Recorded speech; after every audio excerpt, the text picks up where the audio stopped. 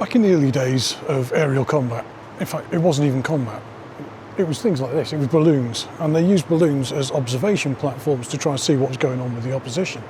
And in the usual lacking imagination way that the military quite often works, when they invented aeroplanes and they started flying aeroplanes in combat, they were like, well, we use balloons for observation, so that's what we should use aeroplanes for.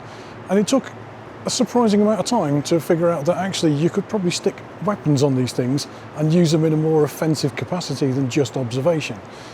But quickly, that raised a bit of an issue. Now, fine, you can drop things off these, great.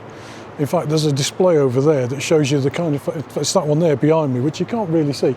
But that display shows the kind of things that you drop from aircraft, which goes from great big bombs to loads of little metal spikes that they just yeet off the side. But the problem that they found was when you put guns on these things, where'd you put them? Because structurally, the only place that could handle the shaking and the vibration and what was going on with the guns was in front on the fuselage. And you can see the problem straight away there. If your shots aren't timed well, they're going to hit the propeller and you're going to shoot yourself down. And there was a couple of ways they found to solve this. Now, behind me, you can see two of the solutions. One of them up there is you put the propeller on the back, so that way you can put a machine gun on the front. In fact, this one had a little tub that your gunner could sit in and he could just focus on nothing but machine gunning. Great times. Or over here, you have the gun sitting in front of the pilot but pointing up above the propeller. And the idea was you'd fly underneath your opposition or your target and shoot up into it, which was quite a good way of doing it, to be fair. But people wanted guns that shot forwards, and this was the solution. This was your basic solution, which was you had a cam on top of the prop shaft, and that cam would then go through a linkage to set to your triggering gear. So this machine gun would only physically fire in between shots. If I press that button, you can kind of see it in action. So the idea was the propeller would go past, then the cam would push the trigger, fire a shot, and then turn it off before the next propeller pass. And that way your propeller could spin and you had a synchronization set that meant you could shoot through the propeller. And that meant you could have aircraft like this Sopwith, what's this, a Dolphin? I don't know much about biplanes, got to be honest. Sopwith Dolphin that had the machine guns pointing upwards for attacking from underneath, but also had forward-facing machine guns for a more direct kind of strafing attack, which obviously then meant you could take on ground troops, because if your guns point upwards, you can't shoot at the floor very easily. Maybe you could fly upside down. Not practical. The fact is, forward-pointing guns that synchronise to shoot through the propeller blades without actually hitting the propellers is how you can use these machine guns without shooting yourself down. In the Second World War, they had a different solution, but it wasn't a great one. And we're going to go and look at a Second World War aircraft now, so we can talk about what went wrong with them. Now, I'm recording this bit a little while later, in fact quite a lot later than I recorded the bit that it's going to join onto.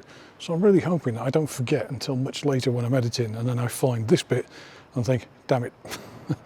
So, Second World War, they had a slightly different problem in that they wanted to put a lot more guns in the aircraft and in the wings, so there was too many guns to stick in the front of the aircraft. And in a lot of the British designs, they had a slight problem because they thought, well, there's space in the wings, which is why I'm using this Hurricane, because it's got great big red patches to show you where its 303s are. This is a Mark 1, I think. Is it a Mark 1? Yeah, it is. It's a Mark 1. So it has 303s, unlike later versions that had Hispano cannons in. But the problem is this. You put the guns in the wings so that they avoid shooting your propeller off, which is nice. But if I'm the enemy and I'm directly in front of you, you're not hitting me now, because both of the guns are shooting straight past me, or both sets of guns. And whether I'm here or whether I am like a couple of miles down that way, if you're pointing directly at me, you're missing. And that means you're missing the vital bits of the aircraft, and it's very unlikely you're going to hit the wings. So what they used to do was have the guns converge, so they'd have a point of convergence where the bullets would cross over, and that was the ideal engagement range. So they'd hopefully be at that exact range so that as they shot at the enemy, all sets of bullets would converge on that point and shoot the guy down. But it wasn't ideal, and it was very problematic. You couldn't guarantee what range you were shooting at. You couldn't adjust your sights based on the range. You couldn't adjust the weapons. And the Germans, meanwhile, had come up with a far better solution. It was a technically challenging solution, but it was a good one. You have a hollow prop shaft so that you can stick a big cannon, 20mm I think it was, 20mm cannon down the centre of the prop shaft. And that means anything the pilot's looking at, this big, dirty, great big thing that's firing exploding shells, is going to hit, because it's going straight line, straight from this aircraft to the target.